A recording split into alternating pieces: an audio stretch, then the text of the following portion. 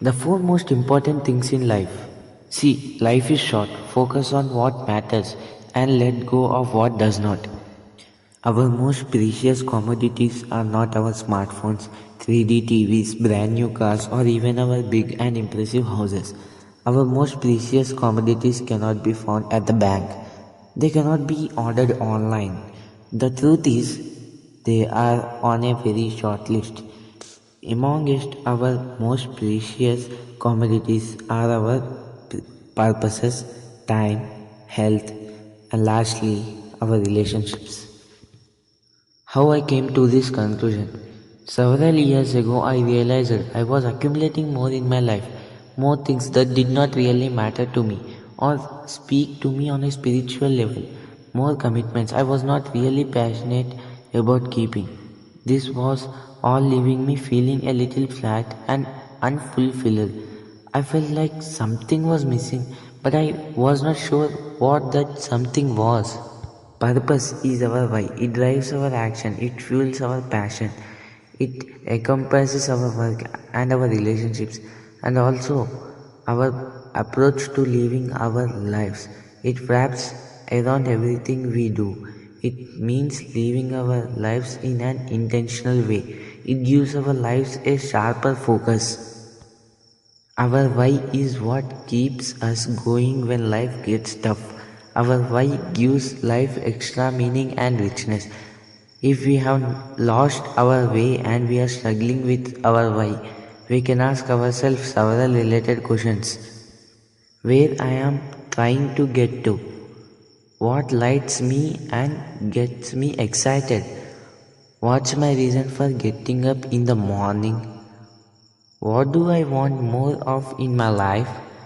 What do I want less of in my life? The answers to these questions can be revealing and can lead us back to the core of what really matters most to us. Listen to these answers and use them as a guiding light. Revise them often.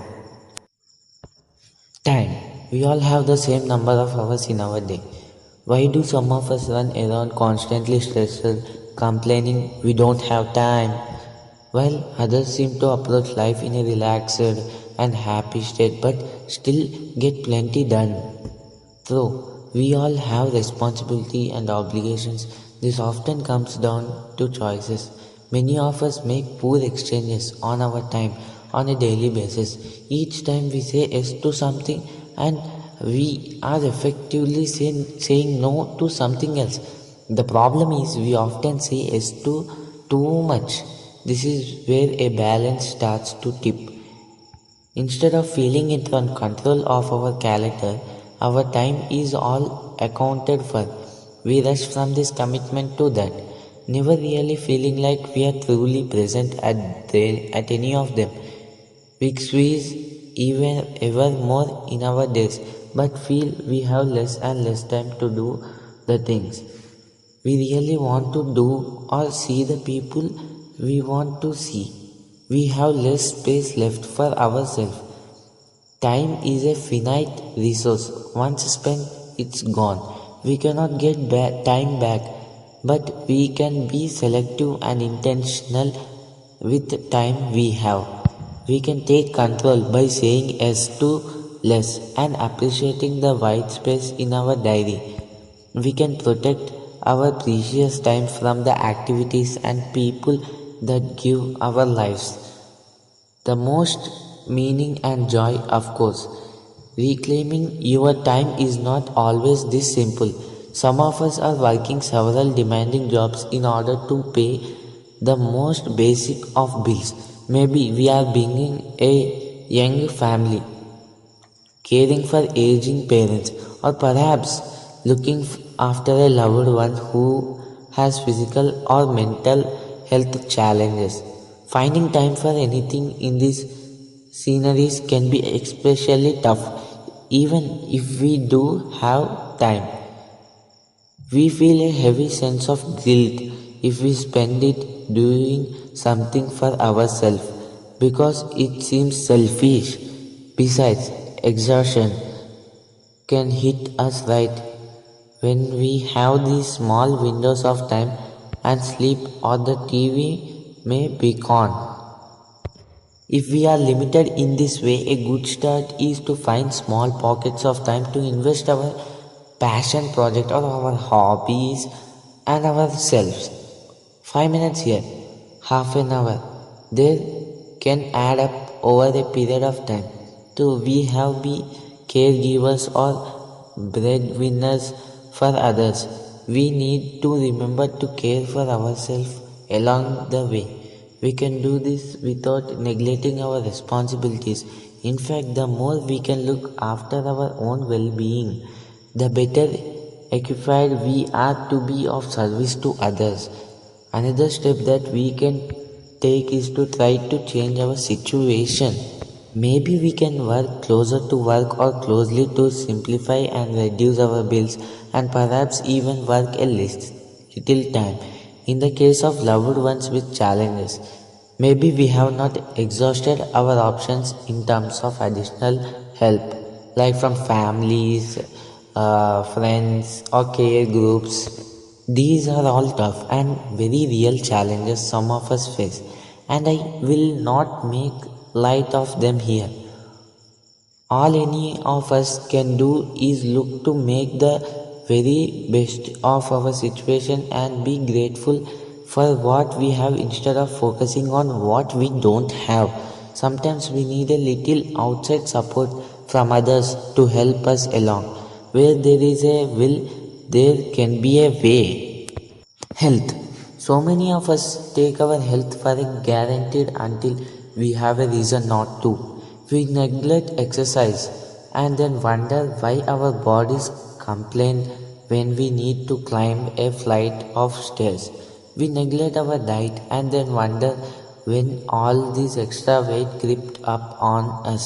We neglect our mental health and then wonder why we are stressed.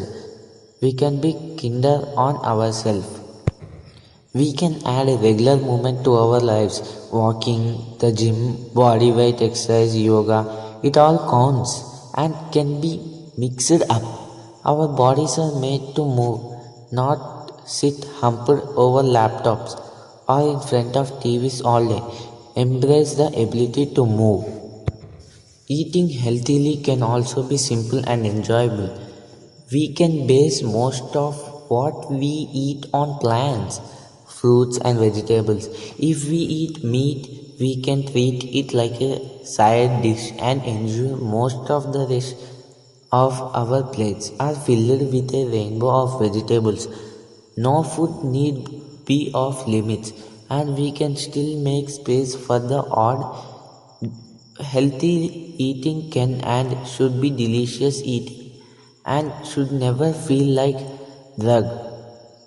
Being outside more, eating well, and making time to decompress can all help our mental health and general feeling of well-being. We can be gentler with ourselves by ensuring we make time reset occasionally. Regular checkups with our doctor can help to pick up the early signs of anything nasty, but we can also do our best to make the most of what we have, but trying our best to look after ourselves. Relationship. Our modern obsession with being busy leads many of us to feel we don't have enough time in our days. This is particularly sorry state of affairs when it means we don't have time for our relationships. The truth is all this busyness just might be something we have had a hand in creating. This may not be welcome news, but it does mean we can also step back from it and live another way. Our friends, family, and loved ones are what really adds spark to your life. We need to make the time to foster their relationships. Being busy is fine if we are busy with the things and people that mean the most to us. Our relationships are our bedrock, our foundation. We need to we need to means endure them with the love and attention they really deserve. purpose, time, health, and loved ones. These are truly the things that make us richer and make life more complete. Let's treat them accordingly, please.